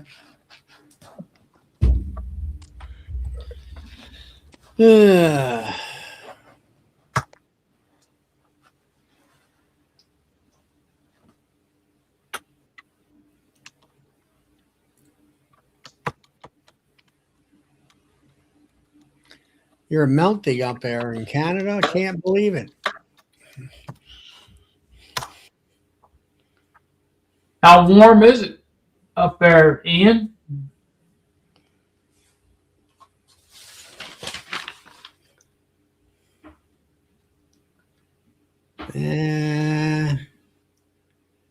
It might be 30 degrees up there Celsius.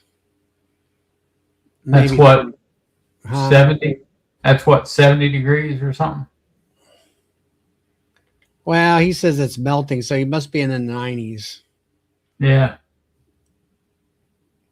And let's say 95 degrees is 35 degrees Celsius.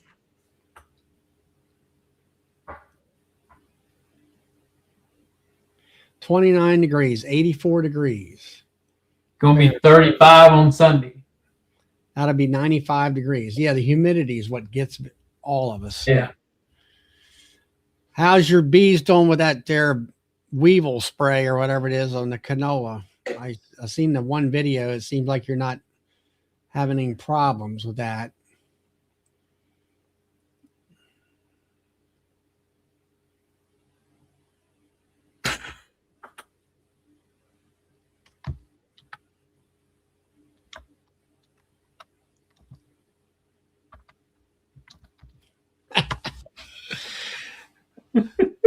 You're gonna sleep with the bees and all that stuff. Yeah, I know. It's like a friend of mine. She's got a bee barn over there that you can sleep in the bees. I think that's a bunch of Yeah, I do too.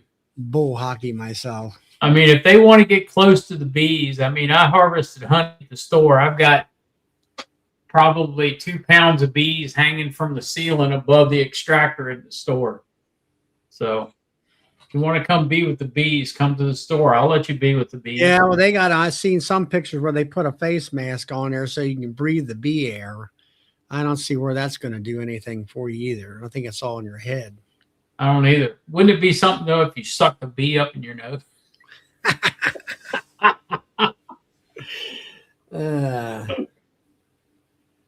Now I got to thinking about you, Ian, about what's that stuff from Strong Microbials P1082 or something like that? Super DFM? P801. P801, which I think you could talk to Bob Benny about that, and I think that's what he uses. Yeah, Bob uses it, Ian. I use it. It works. It's worth the investment if you can get it. Yeah, if you get any sick bees up there, that stuff will bind with the pesticide in the bee's gut and get rid of it for it. It'll help the bees out if that's what you have.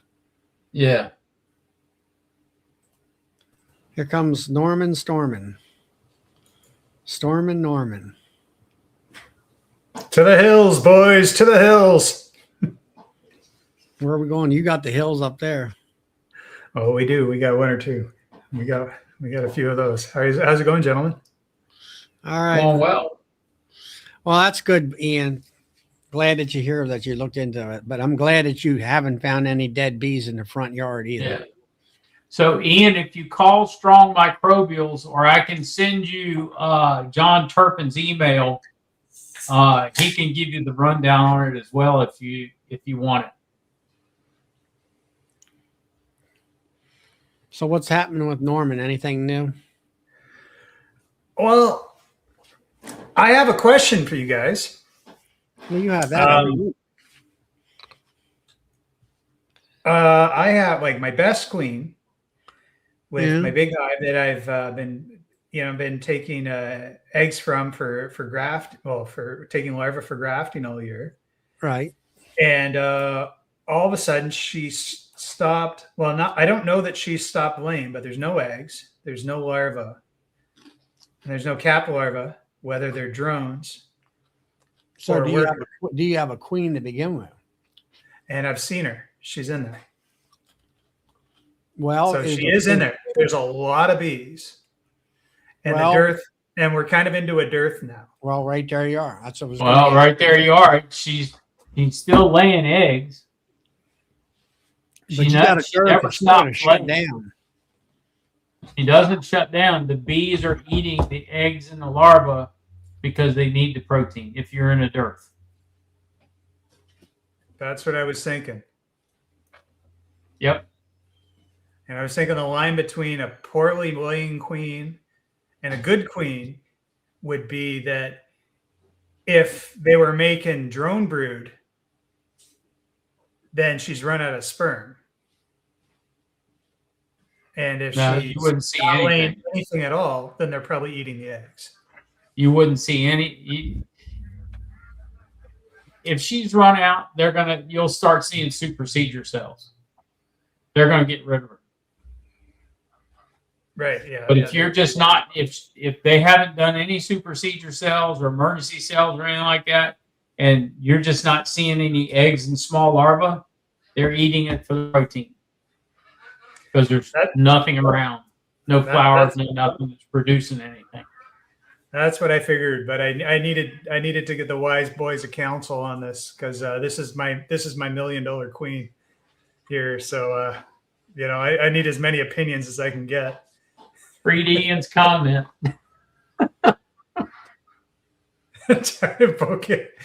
Yeah, you're probably right, Ian.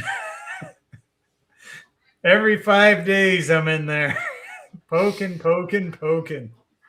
I'm going to have to use that one, Ian, in the store. But other than that, we're doing well for bees.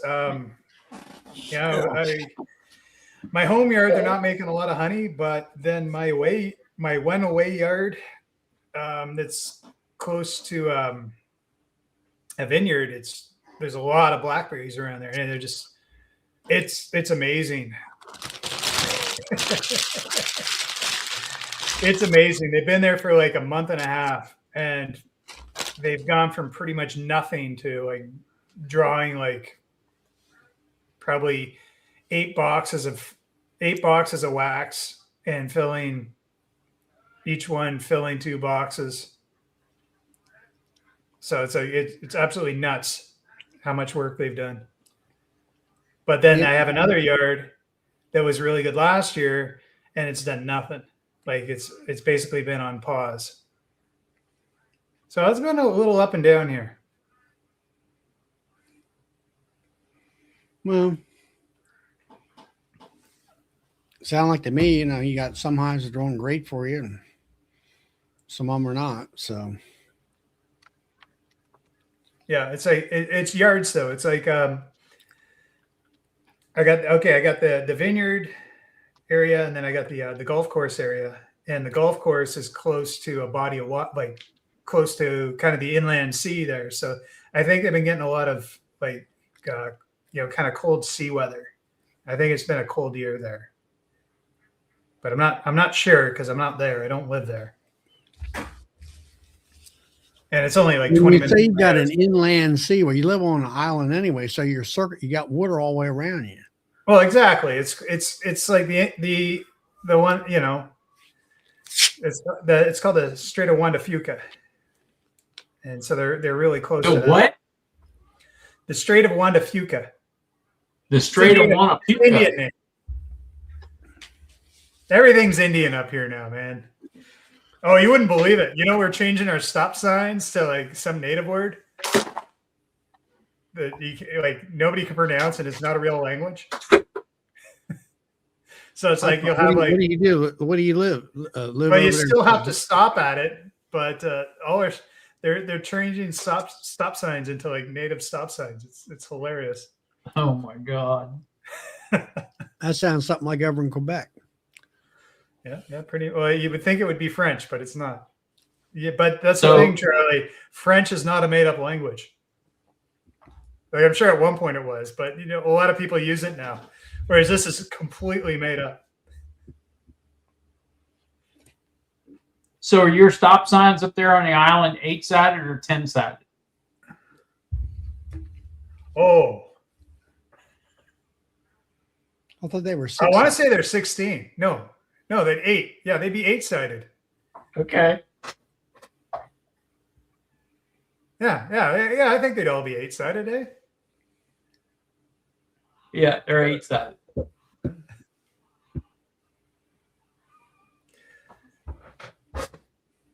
I should find it and show you. It's ridiculous. But that's what we do here. That means that we're living our best lives, and we have lots of time to mess around and make up absolute bullshit to And your government does. So do you have your own government on the island? We have. Oh, dude! Last time I tried to do anything, we have so many levels of government. It's nuts. We got federal, provincial, municipal, city, and then you have to start dealing with native bands as well. And then you got special interest groups on top of that. So you want to do something. Yeah, good luck.